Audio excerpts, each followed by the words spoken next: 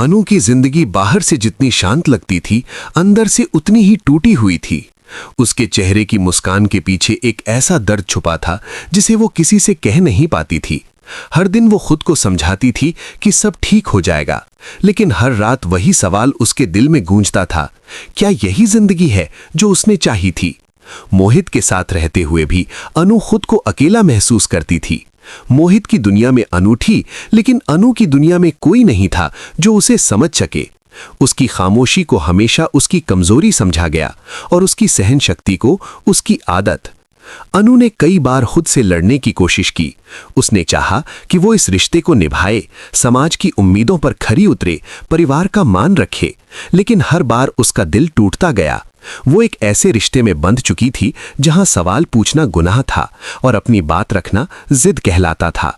मोहित को लगता था कि वो अनु को सब कुछ दे रहा है, लेकिन अनु को कभी वो सम्मान नहीं मिला जिसकी उसे सबसे ज्यादा जरूरत थी।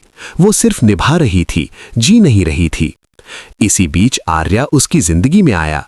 आर्या ने कभी अनु से बड़े वादे नहीं किए, न ही झूठे सपने दिखाए। उसने बस अनु की बातें सुनी। पहली बार किसी ने उसकी आंखों में झांक कर पूछा कि तुम ठीक हो? आर्या के साथ अनु को यह एहसास हुआ कि प्यार मतलब डर नहीं, प्यार मतलब घुटन नहीं, प्यार मतलब आजादी है। वो रिश्ता बिना शोर के बना, बिना किसी जबरदस्ती के। अनु को खुद पर फिर से भरोसा होने लगा, लेकिन यह फैसला आसान नहीं था। अनु जानती थी कि अगर उसने ये कदम उठाया तो वो सिर्फ मोहित को नहीं छोड़ेगी, बल्कि पूरी दुनिया के सवालों का सामना करेगी। बदनामी, आरोप, टूटे रिश्ते सब उसका इंतजार कर रहे थे। कई रातें उसने रोते हुए गुजारी। कई बार उसने खुद से कहा कि वो गलत है, लेकिन दिल हर बार यही कहता रहा कि अगर वो अब नहीं गई तो कभी नहीं जी पाएगी। आखिरकार वो दिन आया जब अनु ने फैसला कर लिया।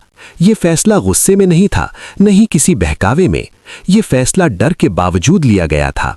उसने एक छोटा सा संदेश लिखा जिसमें कोई शिकायत नहीं थी, बस सच्चाई थी। उसने मोहित को दोष नहीं दिया, लेकिन खुद को और नहीं मार सकती थी। वो जानती थी कि ये रास्ता मुश्किल है, लेकिन ये उसका रास्ता था। जब अनु ने पीछे मुड़कर देखा तो उसकी आंखें नम थीं, लेकिन कदम मजबूत। वो भाग नहीं रही थी, वो खुद को बचाने जा रही थी। पहली बार उसने अपनी जिंदगी का फैसला खुद लिया था और उसी पल सब कुछ बदल चुका था।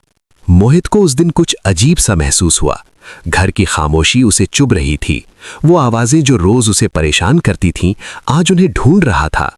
उसने अनु को आवाज दी, लेकिन जवाब नहीं आया।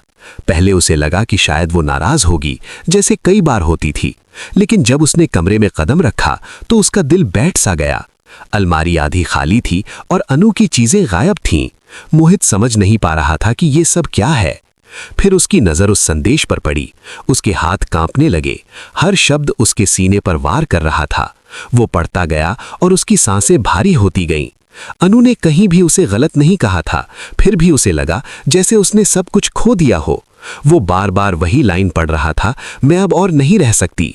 उसे समझ नहीं आ रहा था कि वो कहाँ गलत हुआ। मोहित को हमेशा लगता था कि वो एक अच्छा पति है। उसने कभी ये जानने की कोशिश ही नहीं की कि अनु क्या महसूस करती है। उसके लिए प्यार मतलब साथ रहना था, लेकिन अनु के लिए प्यार मतलब समझा जाना था।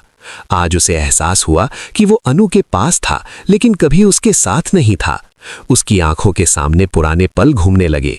अनु की खामोशी, उसकी चुपचाप गिरती आंसू, और वो हर बार उसे नजरअंदाज करता रहा। अब सवाल बहुत थे, लेकिन जवाब कोई नहीं था।